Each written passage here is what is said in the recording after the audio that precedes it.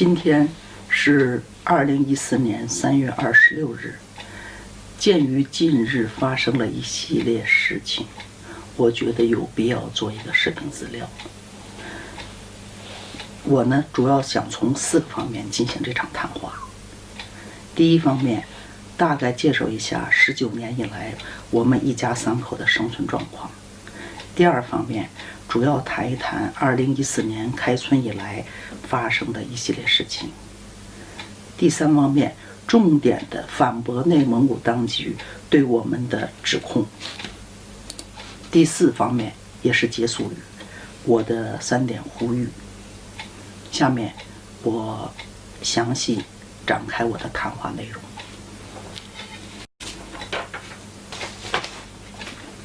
我叫辛娜，是哈达的妻子。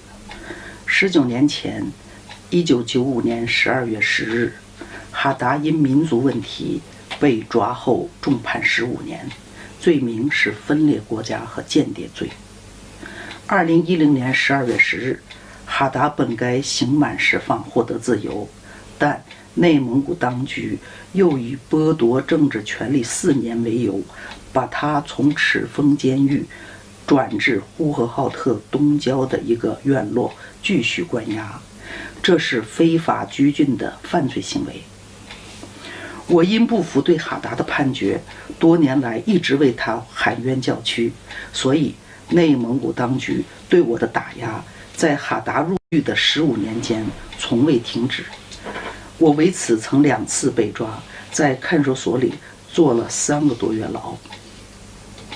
2010年12月3日，在哈达刑满释放前夕，内蒙古当局又把我抓了起来，罪名是非法经营。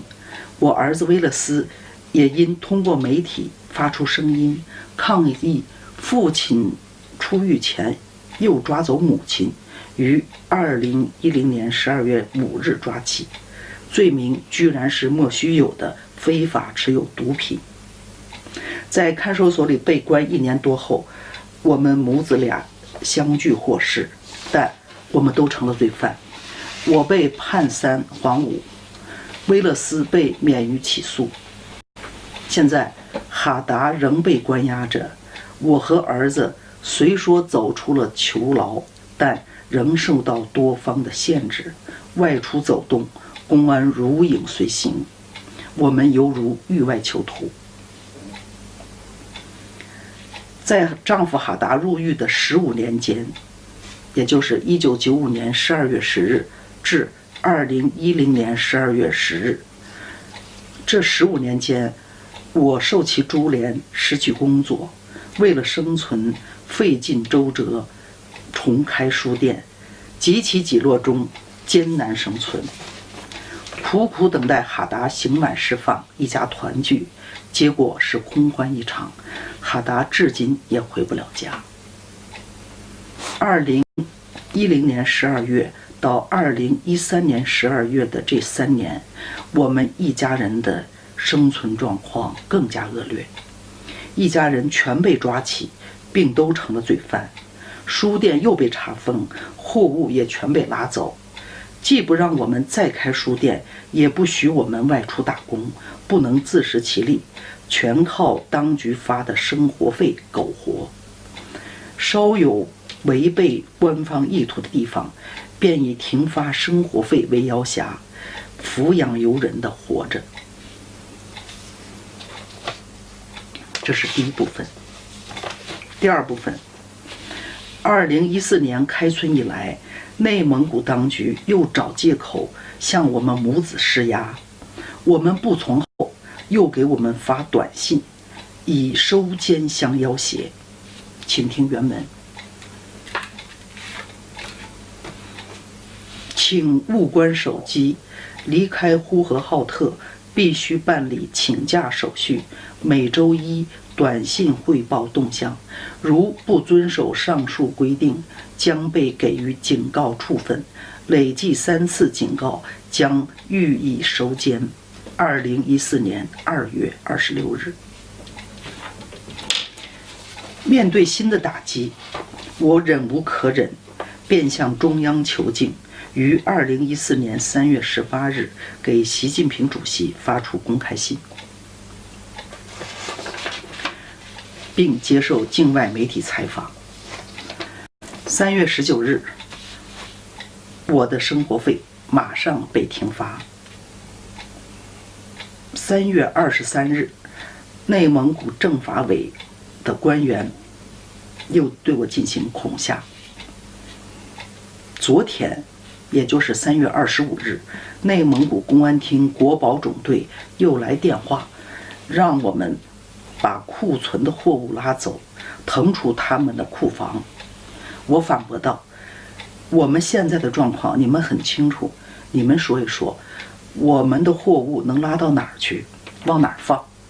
去年求你们想处理库存，你们不理睬，现在反又逼着我们马上拉走货，这不是明摆着折腾我们吗？今天是2014年的3月26日，我想通过这段视频说一说心里话，让更多的人了解我们一家三口的生存状况，并引起世人关注，在透明的状况下敦促内蒙古当局积极解决问题，更希望中央对迫害我们一家三口的违法者立案调查。万一我被收监，这也算是一份值得回味的证据。第三部分，回反驳官方对我的指控。近4年来，我们多次向内蒙古、向党中央写信反映情况，但大多没有消息，没人理睬。但今春以来，由于我通过网络给习近平主席发出公开信及接受境外媒体的采访，内蒙古当局马上做出了反应。我2014年3月18日发出公开信接受采访。3月23日，内蒙古政法委的包主任代表组织找我们母子谈话，谈话时间2个半小时。我也学会国宝，做了全程录音。这几天我认真回放了全部谈话，并做了归纳。下面针对他们的指控，我回应如下：第一，接受采访并不违法，恐吓更不能解决问题。代表组织的政法委官员引用了不少篇幅指责我们接受采访向外媒发声，并用了如下带有威胁性质的语言，比如：你们讲的内容涉及国家机密，威勒斯还到处拍照，肯定不会有好结果。这是向境外敌对势力提供信息，下一步怎么定性，组织上派我来提醒你，后果很严重，这是勾结，继续向外媒捅，后果会严重，继续向外捅，后果是严重的。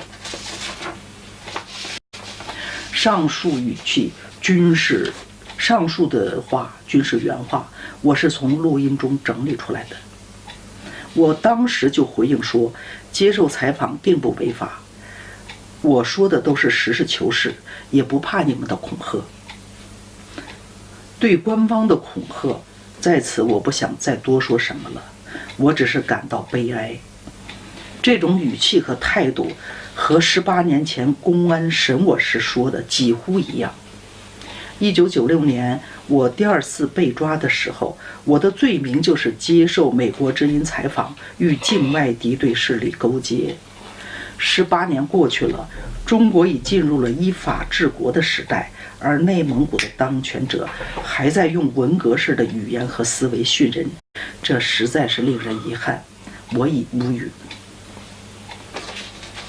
第二，内蒙古当局把帽子恰恰扣在了自己头上。除了威胁恐吓，代表组织的谈话者还给我们扣了不少帽子。整理如下：一，不想解决问题，是想搞乱。2. 把信息供给不该提供的人。3. 问题正在解决，这期间你们不要添乱。4.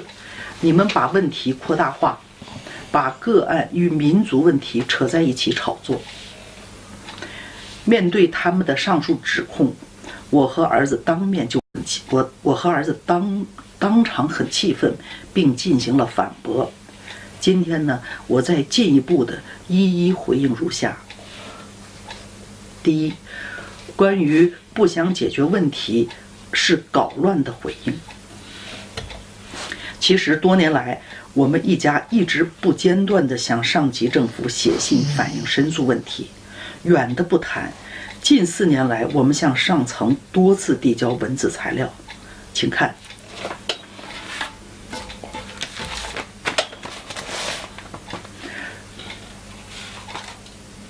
这就是我们向各级政府写的其中的18份材料的目录。我念一下目录。